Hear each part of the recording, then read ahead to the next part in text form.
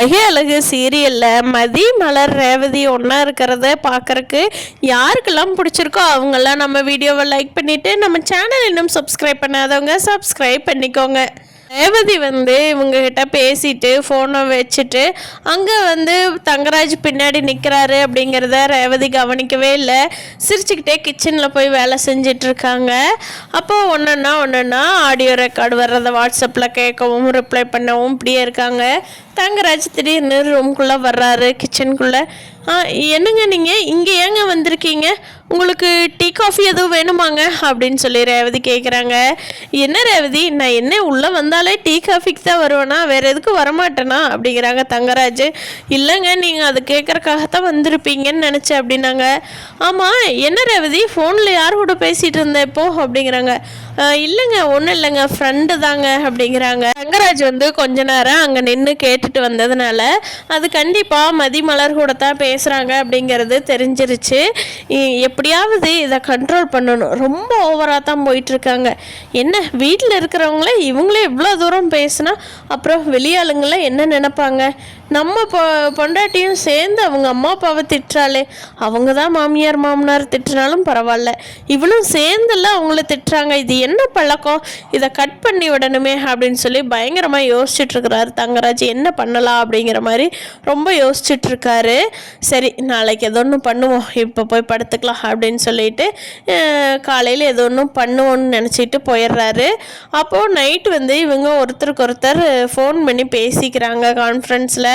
ரேவதி மதி மலர் மூணு பேரும் பயங்கரமாக அங்கே நடந்த இன்னைக்கு நிகழ்ச்சி பற்றி காசிப் பேசிகிட்டு இருக்காங்க. அப்போது மலர் சொல்கிறாங்க, இங்கே பார் ரேவதி, இன்றைக்கி மதி என்ன பண்ணுனா தெரியுமா, நான் எங்கள் அம்மாவை போய் பார்த்துட்டு ஆட்டோவில் வர்றப்போ வேகமாக வீட்டுக்குள்ளே இருந்து பூவு திருநீர் குங்குமம் எல்லாம் கொண்டுட்டு கொடுத்துட்டா. அவள் மட்டும் கொடுக்கல, நான் அத்தை மாமாட்ட என்ன சொல்லி சமாளிச்சிருப்பேன்னே தெரியல ரேவதி அப்படிங்கிறாங்க.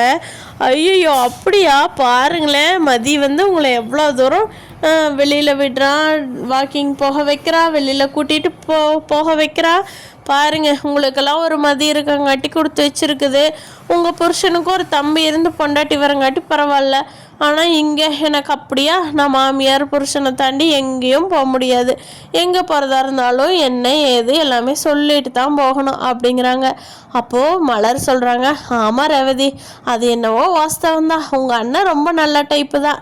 ஆனால் இங்கே மற்றவங்ககிட்ட எல்லாம் தான் நான் சமாளிக்கிறது ரொம்ப கஷ்டம் அப்படிங்கிறாங்க. அப்போ ரேவதி சொல்கிறாங்க, அண்ணி உங்களுக்காவது அண்ணன் எல்லாமே சப்போர்ட் பண்ணுவான், ஆனால் மதியை யோசிச்சு பாருங்க, மதிக்கு மதி மட்டுமே தான் சப்போர்ட்டு. சுரேஷ் இன்னும் மதியை புரிஞ்சுக்கவே மாட்டேங்கிறான். அவனும் நல்ல பையன்தான், மதியும் ரொம்ப தங்கமான பொண்ணு. இது ரெண்டு எப்போ புரிஞ்சுக்கிட்டு தன்னோட வாழ்க்கை ஆரம்பிப்பாங்கன்னே தெரியல அண்ணி அப்படின்னு பேசும்போது மதி அதை யோசனை பண்ணிக்கிட்டே ஒரு மாதிரி அமைதியாகிடுறாங்க. அவங்களுக்கு என்ன ரியாக்ட் பண்ணுறதுன்னு தெரியாதனால. அப்போ பாக்யராஜ் வேகமாக ரூம்குள்ளே கதவை லாக் பண்ணுறாரு. அப்போ ரேவதி சொல்கிறாங்க, அண்ணி எங்கள் அண்ணன் என்ன பண்ணுறாங்க அப்படின்னா. உங்கள் அண்ணனா இப்போ தான் ரூம்குள்ளே வர்றாரு. ஆனால் நான் ஒன்று சொல்லட்டுமா ரேவதி, அவர் ஒரு விஷயத்துக்காக மொக்கை வாங்கி வச்சுருக்காரு அப்படின்னு சொல்லிட்டு மலர் எந்திரிச்சு வேகமாக வெளியில் போய் பேச ஆரம்பிச்சிடுறாங்க. அப்போ பாக்யராஜ், என்ன மலர் என்ன பேசுகிற அப்படின்னு சொல்லிட்டு பின்னாடியே வர்றாங்க.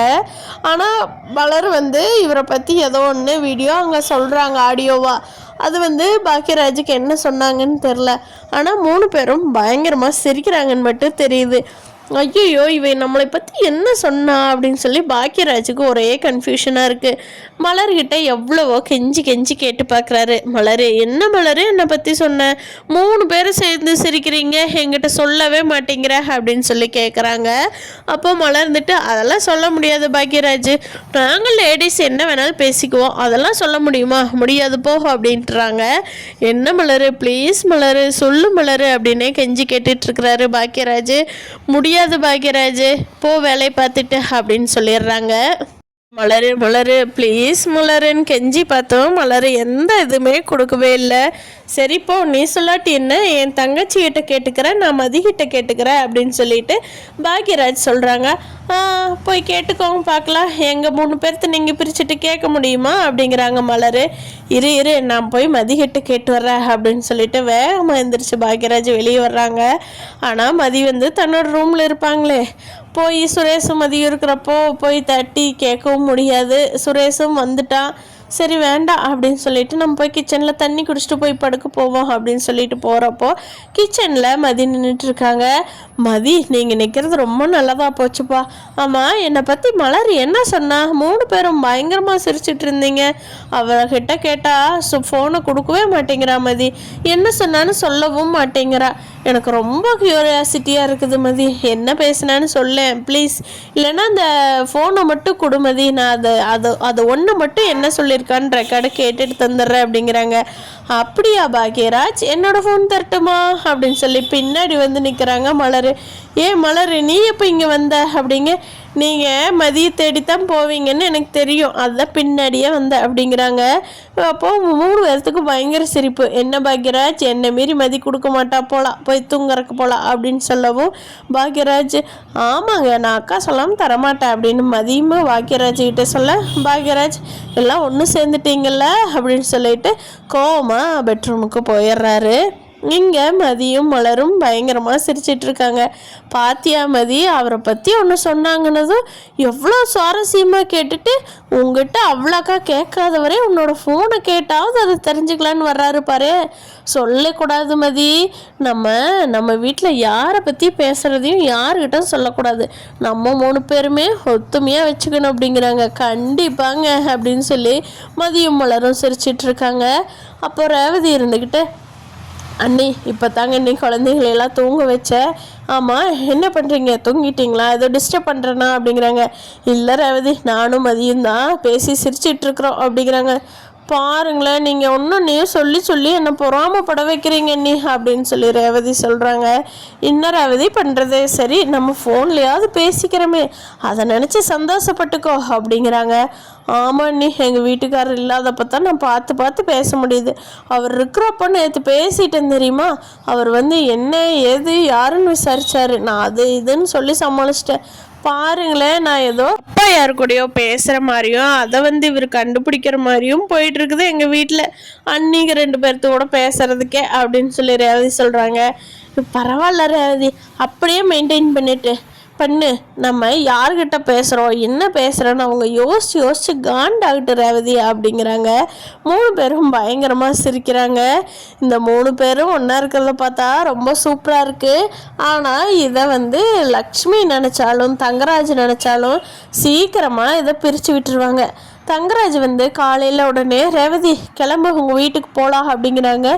ஏங்க எங்கள் வீட்டுக்கு எதுக்கு திடீர்னு அப்படிங்கிறாங்க. போய் உங்கள் அம்மா அப்பாவுக்கு உடம்பு சரியில்லாமல் ஹாஸ்பிட்டல்லேருந்து வந்தாங்க இல்லையா, போய் பார்த்துட்டு வரலாம் அப்படிங்கிறாங்க. சரிங்க, இந்த பாப்பா தம்பி ஸ்கூலுக்கு அனுப்பிச்சி வச்சதையும் போகலாமா அப்படிங்க. சரி ஸ்கூலுக்கு அனுப்பிச்சி வை போகலாம் அப்படின்ட்டு 2 பேரும் கிளம்பி ஸ்கூலுக்கு அனுப்பிச்சி வச்சதும் வர்றாங்க. இங்கே வந்து பார்த்துட்டு சரி நல்லா இருக்கீங்களா என்ன ஏதுன்னு எல்லாமே கேட்டுட்டு தங்கராஜ் வந்துட்டு, அத்தை நான் ஒன்று சொல்லட்டுமா அப்படிங்கிறாங்க. என்னங்க மாப்பிள்ள, நீங்கள் என்ன சொல்லக்கூடாதா சொல்லுங்கள் அப்படிங்கிறாங்க. உங்கள் பொண்ணுகிட்டையும் மருமகிட்டையும் இருக்கிற ஃபோனை வாங்கி 3 பேர்த்து ஃபோனையும் இப்போயே வாங்குங்க. வாங்கி வாட்ஸ்அப் குரூப்பில் எல்லாம் சேட் பண்ணிக்கிட்டு இருக்கிறாங்க பயங்கரமாக நம்மளை பற்றி. அது என்னன்னு நம்ம உட்காந்து கேட்கலாமா? நம்ம குடும்பமானம்ல வெளியில் போக வேண்டியதில்லை, இந்த 3 பேர்த்துக்கிட்டேயே போயிடும் அப்படிங்கிறாங்க. இவங்க 3 பேர்த்துக்கும் பக்குன்னு ஆயிடுது. ஐயோ அப்படின்னு சொல்லி. ஆனால் அப்போ வந்து ராகவன் வந்து, இல்லை மாப்பிள்ள அவங்க என்னமோ பேசிட்டு போகிறாங்க மாப்பிள்ள, விடுங்க, அதை ஏன் போய் பொம்பளைங்க பேசுகிறது எல்லாம் பெருசு பண்ணிக்கிட்டு இருக்கணும் அப்படின்னு சொல்லி ராகவன் சொல்கிறாங்க. அதுக்கு லக்ஷ்மி வந்துட்டு, என்னங்க அப்படியெல்லாம் விட முடியாதுங்க, என்னங்க பொண்ணுமே இவ்வளோலும் சேர்ந்து நம்மளை பேசுனா அதை கேட்டுட்டு இருக்கணுமா, மாப்பிள்ளை சொல்கிறதாங்க கரெக்டு, ஃபோனை வாங்குங்க என்ன ஏதுன்னு பார்க்கலாம் அப்படின்னு சொல்லி கோபமாக அங்கே தங்கராஜும் லக்ஷ்மியும் தான் நின்றுட்டுருக்குறாங்க. ஆனால் ராகவன் அதை வந்து வேண்டான்னு சொல்கிறாரு. அப்போ சுரேஷ் வந்து என்ன சொல்கிறாரு அப்படிங்கிறத நாளைக்கு எபிசோடில் பார்க்கலாம்.